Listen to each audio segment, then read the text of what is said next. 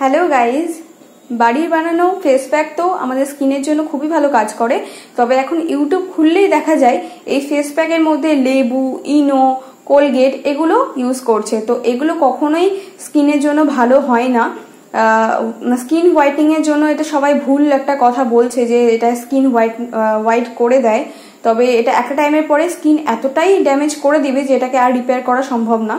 তো এই তিনটে জিনিস তোমরা কখনোই ইউজ করবে না। এটার বদলে তোমরা অরেঞ্জ পিল পাউডারটা ইউজ করতে পারো, যেটা তোমরা মার্কেট থেকেও কিনতে পারো। আর যদি ভাবো যে আমি বাড়িতে বানাবো, বাড়িতে কিন্তু কোনো টাকা পয়সা খরচা না করে তোমরা এই অরেঞ্জ পিল পাউডারটা বাড়িতেই বানিয়ে নিতে পারো। আর এই অরেঞ্জ পিল পাউডারটা বছরে একবার বানিয়ে সারা বছর এটাকে স্টোরও করতে পারবে। প্রতিদিন যে কমলা লেবু খাই সেই চোকাগুলোকে আমি জড়ো করে রাখি, আর ডেইলি ওটা আমি সকালবেলা এসে রোদে দিয়ে দিই। আবার যখন রোদ চলে যায় তখন আমি একটা ক্যারি ব্যাগের মধ্যে এই লেবু চোকাগুলো উঠিয়ে নিই। এইভাবেই কিন্তু আমাকে ডেইলি যতদিন শীত থাকবে, যতদিন আমরা কমলা লেবু খাবো, ততদিন কিন্তু এই প্রসেসটা চলতে থাকবে। এখন যে ভিডিওটা তোমরা দেখছো এটা কিন্তু শীতের সময়কার ভিডিও। আমি যতগুলো কমলা লেবু খেয়েছিলাম সেগুলো চোকা আমি একদম ভালো মতন করে শুকিয়ে নিয়েছি। প্রতিদিন আমরা যখন কমলা লেবু চোকাগুলো রোদে দিব, প্রায়ই দেখবে কমলা লেবু চোকাতে ফাঙ্গাস লেগে গেছে। কিছু কিছু কমলা লেবু চোকা কিন্তু পচে যাবে, তো সেগুলো কিন্তু প্রতিদিনই বেছে বেছে ফেলে দিতে হবে। তো তারপরে যে কমলা লেবু চোকাগুলো একদম পুরোপুরি ড্রাই হয়ে যাবে, হালকা ময়েশ্চারও কিন্তু থাকা যাবে না, তারপরে এটাকে মিক্সিতে দিয়ে ভালো করে গুঁড়ো করে নিতে হবে। একটা ফাইন পাউডার তৈরি করে নিতে হবে। এই পাউডারটাকে তোমরা 1 বছরের জন্য স্টোর করতে পারো। প্রতি মাসে একবার করে এটা রোদে শুকোতে দিবে, তাহলে দেখবে এই পাউডারটা একদম নষ্ট হবে না। তো চলো তোমাদেরকে দেখিয়ে দিই এই ফেস প্যাকটা তোমরা কিভাবে রেডি করবে।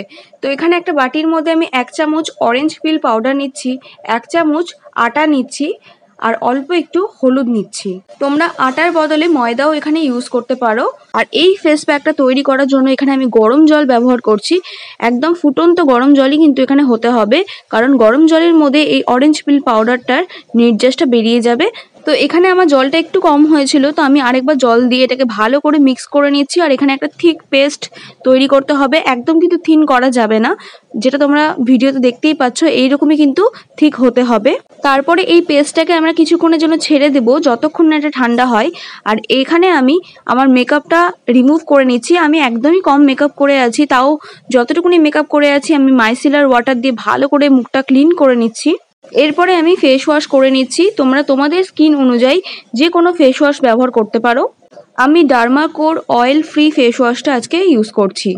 আর ফেস ওয়াশের উপরও কিন্তু আমি ডিটেলস একটা ভিডিও আমার চ্যানেলে দিয়ে রেখেছি। যাদের প্রচণ্ড অয়েলি স্কিন হয় তারা কিন্তু ওইভাবে ফেস ওয়াশ করলে খুব ভালো একটা রেজাল্ট পাবে। তো এবার আমি নর্মাল জল দিয়ে মুখটা ধুয়ে নিয়েছি, ভালো করে মুখটা মুছে নিয়েছি। আর এতক্ষণে কিন্তু আমার এই ফেস প্যাকটা একদম ঠান্ডা হয়ে গেছে। তো এবার আমি ভালো মতন করে আমার ফেসে এটাকে অ্যাপ্লাই করব। এই ফেস প্যাকটা অল টাইপ স্কিনের জন্য। যাদের অয়েলি স্কিন তারা তো আমার মতন করে এটাকে ইউজ করবে, আর যাদের ড্রাই আর নর্মাল স্কিন তারা এর মধ্যে 1 চামচ মধু অ্যাড করে দিবে। এখন মেকআপের সাথে সাথে স্কিন নিয়ে কিন্তু সবাই সচেতন।